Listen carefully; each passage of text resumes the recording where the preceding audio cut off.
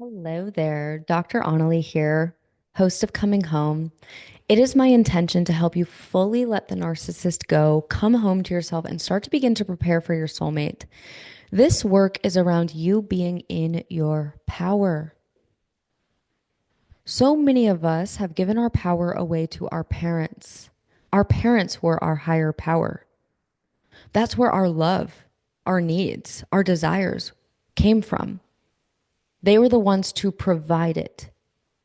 And so when we're children, we are designed to honor and choose our parents and to want to be chosen and desired by them. And when we didn't behave, we felt we messed it up. We didn't get a toy. We didn't get to go to the park. We didn't get to go on vacation. We got grounded. If we didn't perform a certain way or we felt we made a mistake, we felt we did something to mess up the love. So you might have had a great childhood. Most of my clients didn't, but you might have. I, for a long time, thought I did, but I didn't realize how I really felt as a child.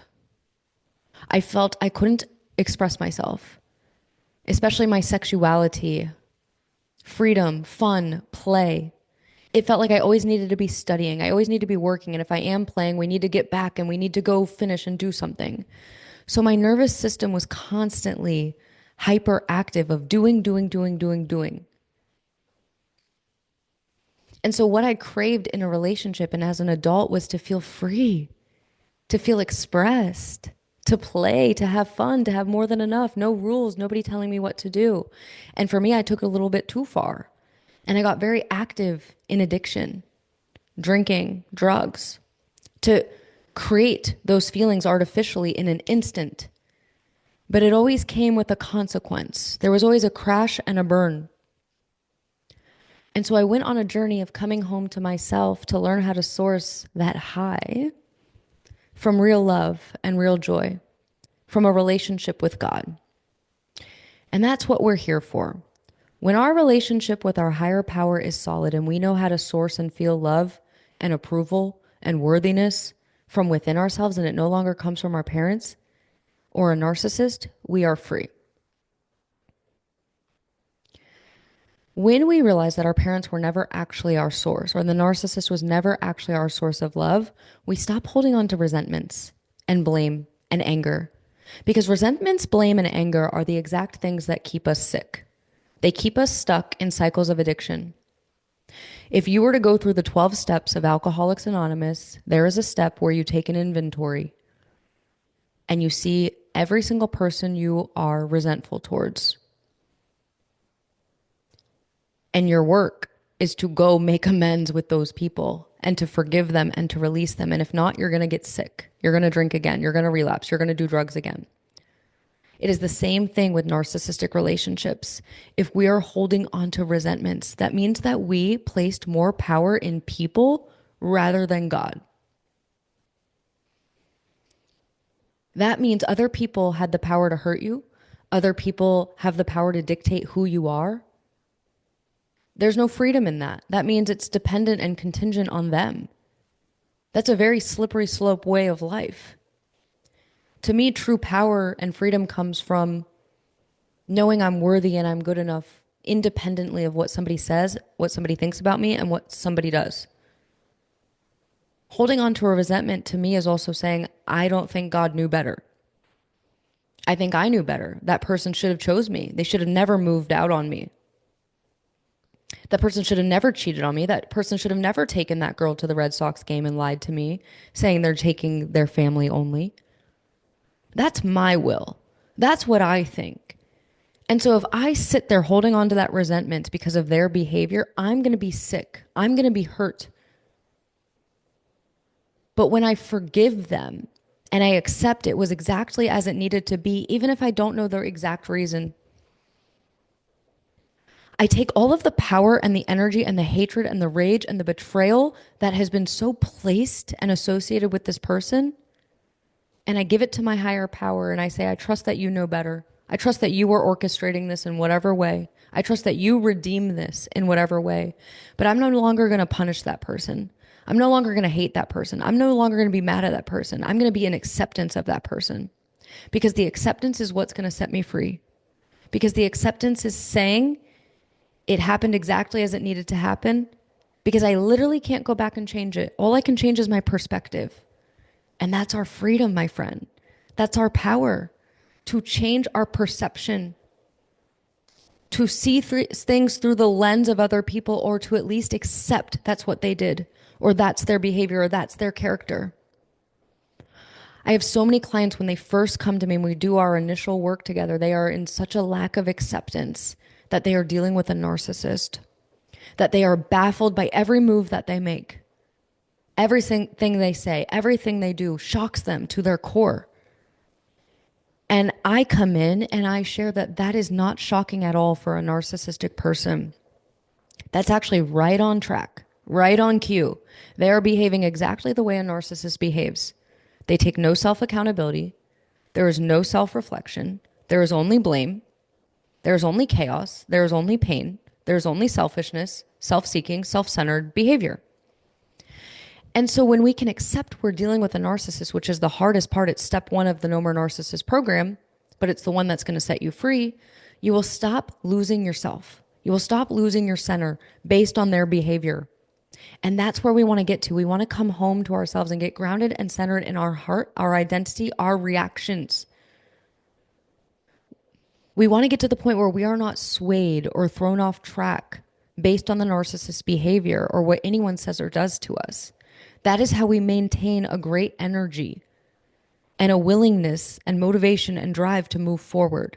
But when we keep getting stuck and swayed by other people, we hold ourselves back. And then we create more guilt and shame for our reaction where we acted out of character, where we said something, we threw something, we hit something, we did something that was crazy. Because when we hold on to guilt and shame, we will stay in the incorrect relationship because we feel we don't want to be a hypocrite. And we say, well, I did this. This is the most common thing I see when somebody comes to me and they get back with the narcissist after the first session. And it does happen. But I will say, as of this point, I have a 100% success rate. I've never had a client successfully go back to the narcissist and it work out. So I'm going into my 8th year of coaching. I haven't seen it yet. When they go back after the first session, after they tell me they broke up or they're never going to be with them, they tell me, I've had a client who told me, she said, never let me go back to him. And then on our first session together, I feel like I heard something at my door. No, it's somebody else. Okay. On our first session together, they tell me they're done. They swear, we do our work together. And then the second session, they come back and they're like, well, I think we're going to give it another try. I see my part. He's willing to go to therapy. He sees his part. I said, okay, let me just remind you, you hired me for a reason. You told me to not let you get back with this person, but it's just like any addiction. Somebody who quits drinking because they want to quit drinking and then they relapse, they drink again. It always feels good at first. Another drink feels good at first. When you get back with someone, it feels good at first because you both are in a different energetic state.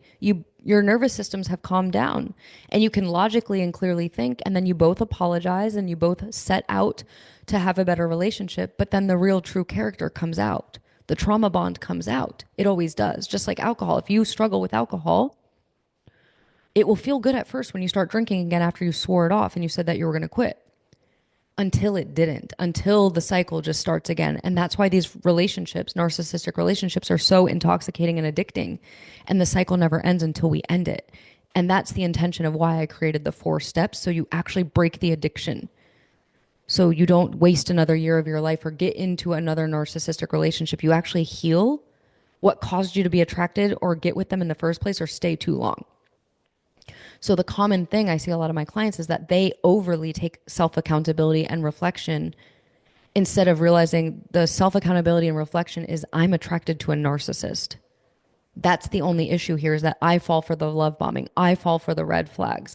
I'm the one who overly gives them the benefit of the doubt. I'm the one who overly believes in the best in them, where I keep getting hurt, discarded, used, cheated on, ghosted, you name it.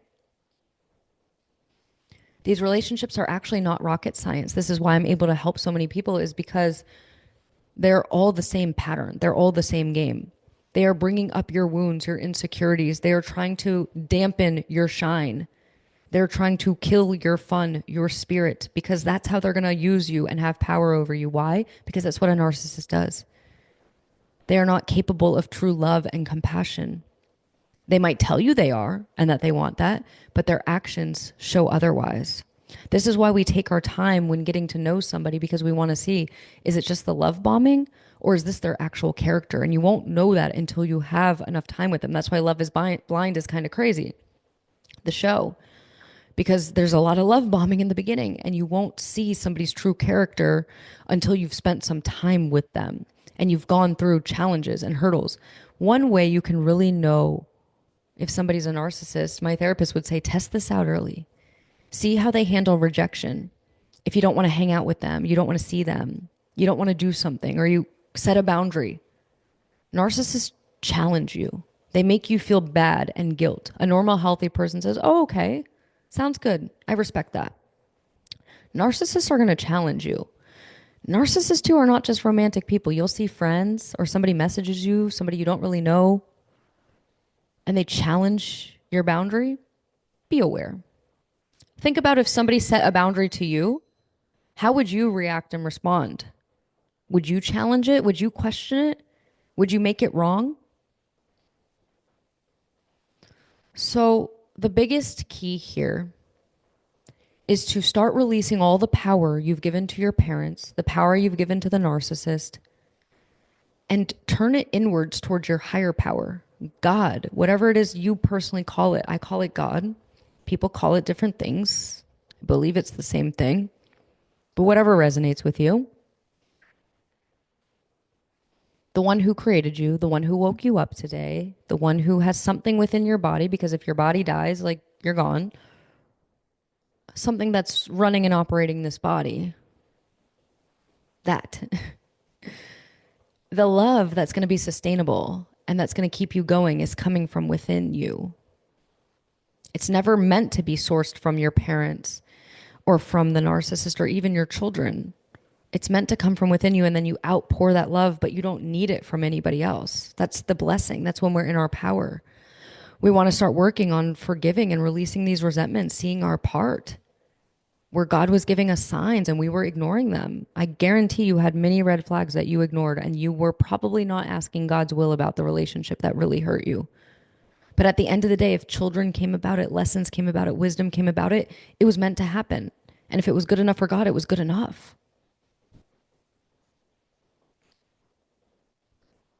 So if you want to do some deep dive work with me, I put out some March specials. 5 is the number that came up. March 5th to March 25th, 5 different offers. You can book a 30-minute with me, get clarity on your situation for $55. You can do 3 sessions we can use within 3 months to peel back some layers, $155.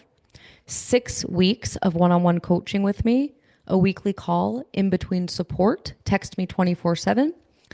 And you get the No More Narcissist or the Man and Woman Empower program for life. We will go through the program, the first one, together. There's 3 months of that or a whole freaking year. So 6 weeks, $555, 3 months, $1,555, or the whole year for $55.55. The prices normally are around 3 times as much as those prices. So if you want to start with a 30-minute one-on-one, if at the end you want to do some further work and we think it's a good fit, we can go deeper. But if you already know you're ready for some long-lasting work, shoot me a message on Instagram at Dr.Onalee and we will get something set up. I hope you have an amazing rest of your day. I look forward to serving and supporting you. Stay plugged in, stay connected. Make sure to subscribe to the show for more videos so you don't miss any. And I'll be talking to you soon.